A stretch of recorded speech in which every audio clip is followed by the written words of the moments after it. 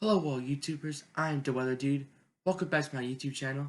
Thank you all for tuning back in this weather presentation for today, January 16th, 2019. As always, please don't forget to subscribe as well as, ring the bell notifications and watching the whole video.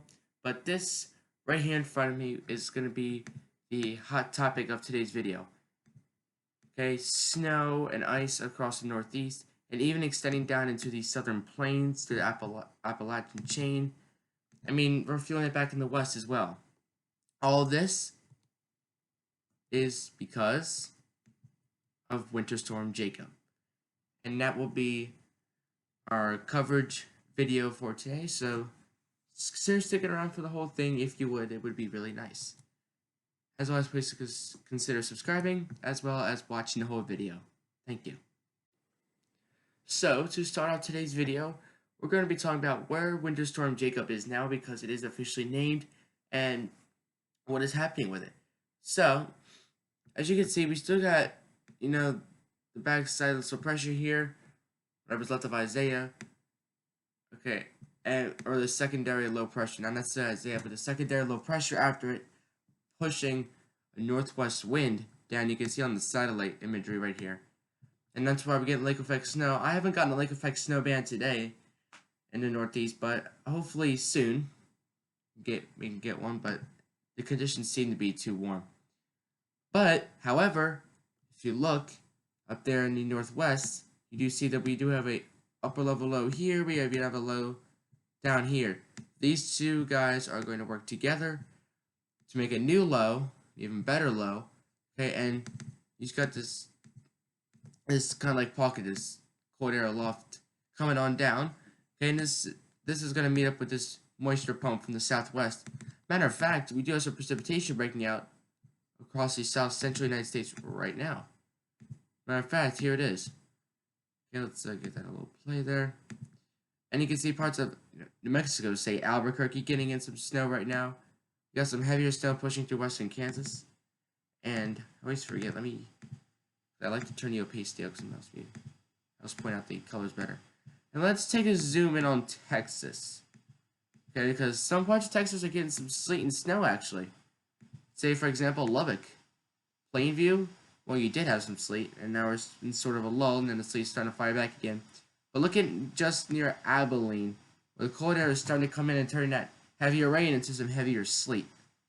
Now, like many people will say, snow and sleet is not that bad to drive in, it's the ice.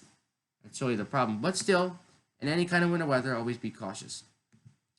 Looks like downtown Albuquerque earlier wasn't getting in the snow. Looks like they are now. And it's certainly up towards Santa Fe, up there in the northern part near Interstate 25. You are definitely getting the snow. Around Espanola as well. But look as this precipitation makes its way out of New Mexico and into Texas, just north of Amarillo here. I mean, the snow just won't, the sleet just won't stop coming in. This is near Dumas, Texas, US 70, US 64, US 87, okay, and even US 60. I mean, we got some freezing rain on Interstate 6, or US 60, excuse me, near north of Elk City. And the sleet, we got the sleet to the south of that. We got some really heavy sleet coming down. You can see, look at this heavy band of snow that's coming across US 54 right now. So keep in mind, like I said, that heavy rain, when just enough cold air gets in there, it turns into a very wet, heavy snow. So how's the storm going to play out? We're going to take a look at 5 models: GFS, European, Canadian, NAM 3 cam, and NAM 12 cam. Technically, the 3 cam and the 12 cam NAM models are 2 separate models. They are kind of the same though, but they do display their information differently, so I decided to show both. So let's start with the GFS model. Okay, and again, here comes the moisture rising out of the south. You got a little upper disturbance up there. You got the moisture rising up here, and here's your snow breaking out: Iowa, South Dakota, and here's your low pressure system. It's kind of how the low pressure kind of formed, because you got this Pacific storm coming in like this, and you got your moisture flow coming in like this from the south. So they kind of form a left turn and that spin, that vorticity, and that storm really got going. It really got going well. And matter of fact, as we look forward in time, this is towards 2 a.m. Saturday. And here's Minnesota, Wisconsin, down through North Indiana, Michigan. We got the snow. And yes, the snow will go towards the mid-Atlantic, but it's not going to be as much as was said before. And look at this, right down the strip of central Illinois, Peoria, down through Indianapolis, down through Cincinnati, 2 a.m. Saturday, according to the GFS model as it stands. You're going to be seeing some freezing rain, and it's going to be pretty dangerous potentially. Okay, now making our way forward. Okay, now the storm's really getting going at 9:98. Here's when the snow starts to make its way into the mid-Atlantic. This is Saturday at 2 o'clock in the afternoon here. We got some sleet down through DC now. Mid-Atlantic locations, it's going to flip the rain. It's probably going to melt mostly everything. Certainly, when it flips the rain, it's going to melt everything on the paved surfaces, because we're going to have trouble with the snow sticking to the paved surfaces already. When you got the rain added to it, it's just not going to do much. And even if it doesn't flip the rain, okay, maybe a couple inches for the mid-Atlantic. But that's what I'm going to be showing you now in my outlook. Okay, so this is my snowfall outlook here for Winter Storm Jacob. Now, I decided to make some nice, arrows, because Paint like to have some arrow choices on there, as you can see. If you look right here. Whoops, let me fix that. But yes, Paint did have some really neat arrows up there, so I wanted to use the arrows to make sure I know where each snow total stands and all that. And I just realized Bandicam has some arrows too, and that's pretty cool. Alright, anyway, let's get back to it here. So, looking at the snow totals, we're going to start with the least and go to the greatest. So, first layer here, we got less than an inch and maybe some flurries.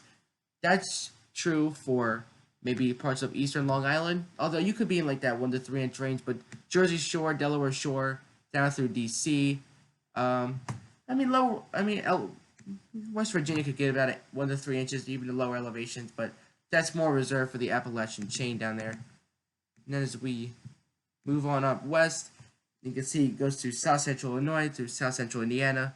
Okay, it's kind of a thin layer because you can see we got less than an inch here, but then once you go right here, it's like right up to 3 to 5. So the layers are kind of thin. So our next layer is 1 to 3, and like I said, that can be found on the Appalachian Mountains there, in the Smoky Mountains, maybe. And also can be found for places like New York, down to Philly, northern suburbs of DC, Wilmington, Delaware along the I-95 corridor, even maybe Hartford, Connecticut's on the line between 1 to 3 and 3 to 6. Okay, Boston probably going to be in 3 to 6, and that's what we're going to talk about now. So Boston, place like Poughkeepsie, maybe through Allentown, Mount Pocono. Mount Pocono could be on the verge of 6 to 10, but Mount Pocono probably 3 to 6. But because you're always colder than everybody else, I'd probably go ahead and put you in like right in between about 5 to 8. Pittsburgh is probably around 6 to 10 inches probably. Yeah, I think you could be closer to that 6-inch mark, but certainly could be possible we could see more than that. Cleveland 6 to 10 inches, place like Indianapolis 3 to 6. Chicago could even be in that 10 to 14 range. Okay, and so let's go over the 6 to 10 inch range real quick. That goes through Maine, down to New York, northern Pennsylvania, through northern Illinois, place like Des Moines, through Minneapolis, through Duluth, through Marquette, Green Bay, Madison, Wisconsin, Detroit, Michigan. Actually, you're in the 10 to 14 inches. Okay, and even Ann Arbor. I believe that is some part of eastern Michigan, I believe. Correct me if I'm wrong. And that is 10 to 14 inches for you guys there. Okay, in those darker red colors. Right here and right here, like the lake effect snow belt. The lake effect snow belt probably the 10 to 14 inch because of the snow in the back side could tack onto that as well. I am counting the lake effect snow in this because technically the lake effect snow on the back side is part of Winter Storm Jacob. Okay, the lake effect snow really wouldn't happen if it wasn't for Jacob. So, or for Winter Storm Jacob. So, that's why the lake effect snow does count. But in these purple areas, near Syracuse, just east of Buffalo, how about central Michigan, maybe even parts of Wisconsin, Green Bay, you can see 14 inches plus, and that is that purple shading there. Yeah, I didn't want to forget to show you that one because, of course, I made my forecast and I wanted you guys to see it. Alright, so let's finish where we left off here with the GFS model. Like, as you can see here, like the mid-Atlantic is going to flip over to rain, but it's going to be a brief period of rain, so the rain won't get too much time to melt that snow. But places in the Northeast, especially the interior Northeast, you got a good shot at seeing some healthy snowfall totals. Like I said, the lake effect snow, I see some flurries lasting through the day Sunday and Monday potentially. But there'll be very, late lake effect snow flurries, if at all. So, looking at the total snowfall, let's go right there. And let's start by going down to 95 here. So, Boston, according to the GFS model, maybe, 3 inches or so. Maybe New York, maybe an inch or two. Philly, maybe 2 inches. Maybe Wilmington could see 2 or 3. DC, Baltimore, maybe an inch and a half. Going to a place like Cleveland, maybe 9 inches for you guys. Chicago, oh wow, only like 4 inches for Chicago. But a place like Minneapolis, okay, maybe 5 to 8 inches for you. Northern Michigan could even few pockets near Watertown, New York, Erie, Pennsylvania, and parts of the northern lower part of Michigan, the LP as we would call it, because the UP is the upper part, and lower Michigan, the upper part of lower Michigan. Maybe a foot plus. I know it doesn't, sound right to say, the upper part of lower Michigan because this is lower Michigan. So let's say the northern part of it because that makes it more simple. So as your snow totals according to the GFS model. Now the European model I found to be more like just one stripe of snowfall totals and that's what you got. Okay, they weren't really too they weren't impressed with the system actually really. So look at this. A place like St. Louis, Missouri, could really see some icing. So freezing rain by Friday night at 8 p.m. Chicago, Green Bay, Madison, Minneapolis, Duluth, all in that snow. And you can see, look at this. So they take one little band across the mid-Atlantic, maybe a second little one, and then it's right over the rain. Okay, I could tell for us, they were just never really impressed at all.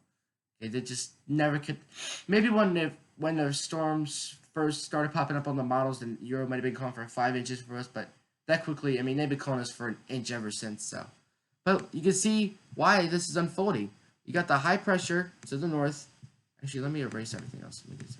So here's the high pressure to the north, sending down that cold air. You got the cold air in place, and where there's not that much cold air in place, but enough, you got some ice when that moisture comes over the cold air.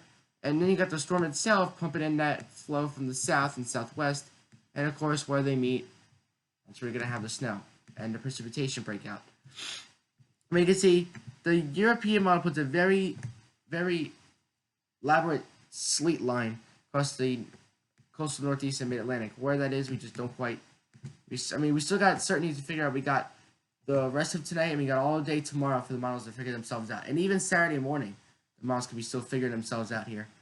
And again, the lake effect snow, but the European has it winding down completely by 2 a.m. Monday morning. Alright, now let's look at those snowfall totals for the European model. And again, like I said, they were really never that impressed.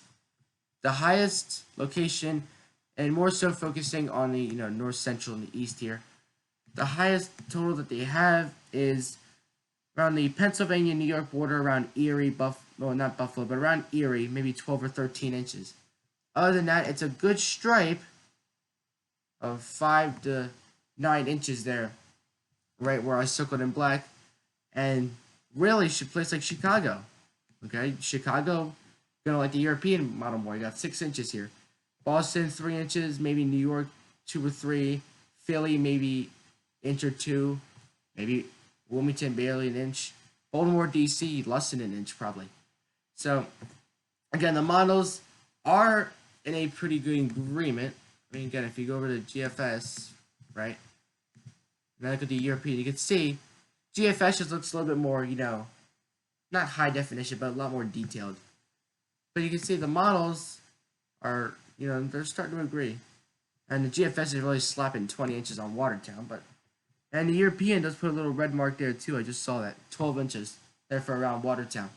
So they do agree on where they're putting a lot of the heavier snowfall totals, those 6 to 10 inch totals. If you can see, if I scroll up, you can see they're pretty much the same. It's just some locations, like for southeastern Pennsylvania, 4 inches, but the European model's calling for an inch for that same location. So my point here being a lot of things still have to be worked out, but the models are coming together here. They're starting to make sense. And here's the Canadian model, and look at this heavy freezing rain. Okay, that's really breaking out across northern Texas, Central Oklahoma. As a matter of fact, once I breeze through all this model and the NAM models, I'm going to go back to all the models and look at the freezing rain totals because I'd like to see that because that'd be really interesting. Okay, and then the cold air starts to really work in. Sleet, snow starts breaking out as opposed to freezing rain because cold air and the atmosphere is starting to take place. And again, there's that high pressure. You can tell by these blue lines that are being sent down, those 5. You see these blue lines being sent down. Okay, that high pressure is sending down as much cold air as it can. That low pressure is sending up as much warm air as it can. So they're all combined together. And again, the Canadian model, I'm going to be honest with you, they're not really making this storm too exciting for us either. Okay, but again, if you're in the Northeast, especially the interior Northeast, you pretty much got this thing locked in. I'm not going to take anything for granted. I'm not going to guarantee anything at all. But you guys have a really good shot at seeing at least a few inches of snow. Or at least maybe even 6-7 inches. Okay, and they have the lake effect snow, again, lasting through maybe the Monday morning, and then that's about it. So, snowfall here. Again, it's the same, basically the same exact thing. Whoops. Basically the same exact thing as a European model. They just added a couple more red spots, but it's the same exact thing. So the models are really starting to come to an agreement. And that scares me because they're not calling for much snow for me. But, hey, you know, you got to take it. We still got February and March, right? Maybe 19 inches of snow for southwestern Michigan. Maybe about 15 inches for Erie. Some in Canada there. Maybe 15 for Watertown. Maybe even 14 to 15 for a place like Mount Washington, New Hampshire. Although you're probably going to be over 1.5 feet because you're like way up there in elevation. So those totals are going to be, you know, always high up there in Mount Washington Observatory. But Chicago's got 9 inches. Wow. Okay, Boston's got a few inches. New York's got about 3. Maybe Philly's got a couple. Maybe Wilmington's got 2. But DC and Baltimore, they're putting nothing on there. They're just saying, the heck with you, nobody cares. So, sorry, but DC, I mean, that's the thing. Not to mention, not only are you a metropolitan city, you're going to be warmer than your suburbs, but you're also just warmer because you're farther south on the I-95 corridor, so. But Winter Storm Jonas, they still got, you know, a couple feet of snow back in 2016, so they don't always get missed. Here is the NAM 12 cam, okay, as opposed to 3 cam, which is the other more high def run. But the NAM models, okay, are a little bullish sometimes, so don't take it with a grain of salt, but don't, you know, take it all too seriously. Because I got news for you, the NAM model, okay, is a very tricky, is a very cruel model. I mean, remember Winter Storm, maybe it was a few months ago, or not a few months ago because that was fall, but a couple months ago, and it's done this before as well, where they'll have, like right before the storm, maybe like a day or so before, 9 inches of snow for your location, yay! Guess what, the next model run, they drop it down to 1, and then it's like nothing. They just betray you. I feel like the GFS does that too. All the models, I mean, the European geeks are true, they just throw it out there. But the GFS and the NAM, I feel like they just jack you all up, they get you all excited, and then you're like, ah, shoot, when you realize there's no snow coming. So, but still, we take all models into consideration, no matter their history or their past. Okay? We don't discriminate the models here. But here it is, St. Louis, we got some really heavy freezing rain. Peoria, Illinois, you can see back and forth between sleet and snow. But there's that little heavy band of snow making its way through the Mid-Atlantic, through Washington, through Philly. By 11 o'clock in the morning Saturday, there's the main low pressure system up there. Here's a moisture injection from the southwest. Okay, and just the snow is just not gonna. It's not really gonna end until Sunday, but it will be a fairly fast mover. This won't be some stalled out nor'easter or anything like that at all. But again, look at the NAM. They put that 5 to 8, that's 6 to 10 at the same spot. So, like I said, even the NAM models are starting to come to an agreement. And as a final for the last, I mean, kind of showed you a NAM already, so I'm not going to bore you with another NAM model. But here's an NAM 3KM. It's another little opinion. You can see they don't go outside of the specific range of the United States, so we don't need to go all the way up there. And again, look, you can see 6 to 10 or 5 to 8 right in there. But the NAM models are kind of dropping off the interior Northeast a little bit, but still, thing to take seriously. Alright, now I'm going to go back through each of the models because I said I would, and look at the freezing rain. Again, starting with the first model I had looked at, which is the GFS. And GFS, I mean, look at this. We're talking about over an inch of ice for the Oklahoma and Texas border right here. I thought that might have been like 3/4 of an inch, but that's like an inch of ice. Okay, so some significant freezing rain possible. This could change over 3/4 of an inch. Okay, for parts of central Missouri. And I'm gonna tell you this right now. It only takes 2/10 of an inch of ice to start, knocking down trees, power lines. Okay, and matter of fact, 1/4 of an inch of ice, I believe it is 1/4 of an inch, can add 30 times the weight to some trees. And we're talking about thousands of pounds of force as well on some objects. So anywhere, if you see like that pinkish rose color, anywhere across here, that's like at least 1/10 of an inch of ice. And even that can cause problems on the roads, make things extremely slick. And 1/4 of an inch, 3/4 of an inch, even upwards of an inch is not going to help matters much. I do not believe, the European model here does not do ice, sadly. Boo, I know, right? But European model is a hard model to get around. Okay, usually it's on those other websites. But looking at the Canadian model, and now they're going real, BS with the ice totals and everything. But really, a couple inches, 2 inches, 3 inches. Okay, I'm not saying it's out of the realm of possibilities. Okay, but I'd say that's a little much, because I remember this same model. There was a storm back in November, and they were calling for like 3.5 inches of ice for the Smoky Mountains. They got like 1/4 of an inch. Anyway, but still, I mean, expect the ice to be strong. Okay, the Southern Plains, is usually a very warm spot. And if you get some cold air down there when the moisture's coming up, I mean, you can get some real bad ice storms in the South. The South is actually known for the ice storms, especially the Tennessee Valley and the southern and parts of the Central Plains are known for their big ice storms. But usually you don't see ice getting this far north. Usually what happens is in January the snow is up here and the ice is all down here.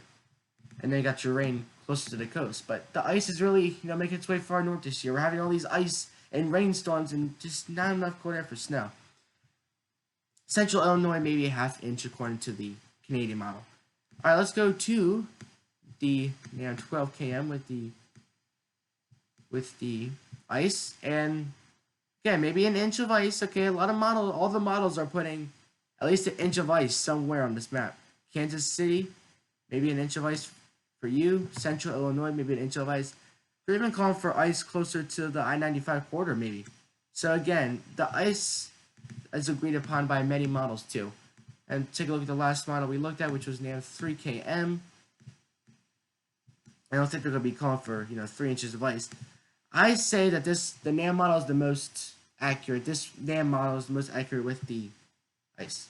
Now you can see with the NAM 12 km, like I said, they're not the same model because the NAM 12 km put 1.33 inches of ice in central Illinois, and the NAM 3 km puts 1/3 of an inch. So that's 1 less inch of ice.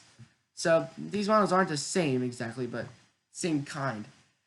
But from Texas to Pennsylvania and even some scattered parts of the 95 corridor, ice will be a very significant problem. Now, if you go on weather.gov, which is what I'm about to show you now, click on a random location besides the east, because the east doesn't have this, they have a different system. But click on any given spot and scroll down to weather story over here, right here, which is going to be showing you now, and you got some really, really cool maps to show you, and here's one right here. Okay, the snowfall forecast for the storm Friday to Saturday. The heavier snowfall amounts will be north and east, or actually, I should say north and west, because that's where I seem to find a lot of the yellows of 6 to 8. But Sioux City, Storm Lake, Fort Dodge, Waterloo, Marshalltown, even Cedar Rapids, Davenport, 4 to 6 inches. It's a pretty significant snow event, and well, ice is probably including those totals as well. Maybe Des Moines, 3 to 4 inches. Okay, Lamoni there, 2 to 3 inches. Atlantic, 3 to 4. So the ice is going to be very significant. And cold and quiet Thursday. Okay, high temperatures will be in the single digits in northern Iowa. Southern Iowa, maybe the upper teens. So the high temperatures are going to be in the single digits in northern Iowa. Isn't that crazy? I'm going to go to a location real quick. Let's see, Sheldon, Iowa. I have to see these high temperatures. Looks very, very cold. Yeah, so there you go.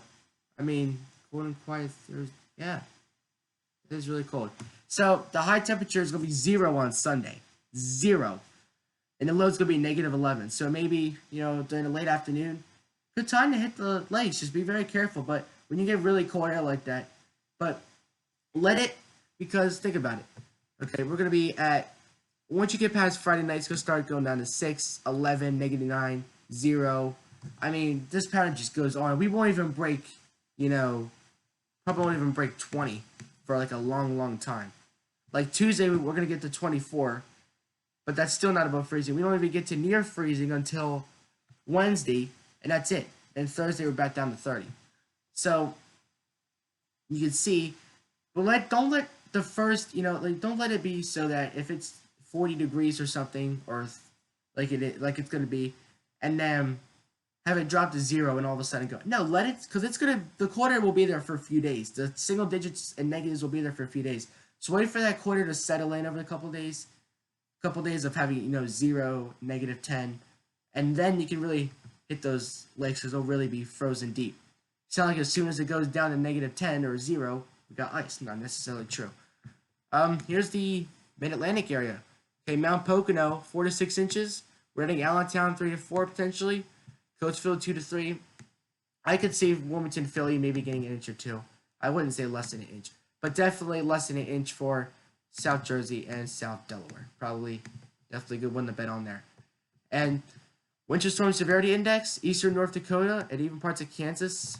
Some major to extreme impacts, but widespread moderate impacts. So this could be life-threatening. Okay, threatening to life and property, and some damage may be unavoidable. Outages could last for weeks. Could be possible.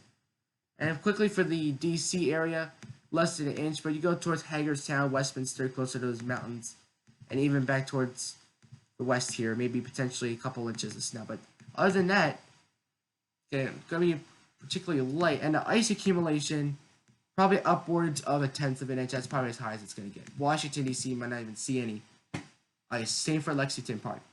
So, that's it for today's video. Hope you guys enjoyed. Let's put that thank you tab up, right? We always got to say our thanks. Thank you. Look, all the thank you, all the combo picture today. So, thank you guys for watching. I'm The Weather Dude, signing off. Till next time. Thank you for watching.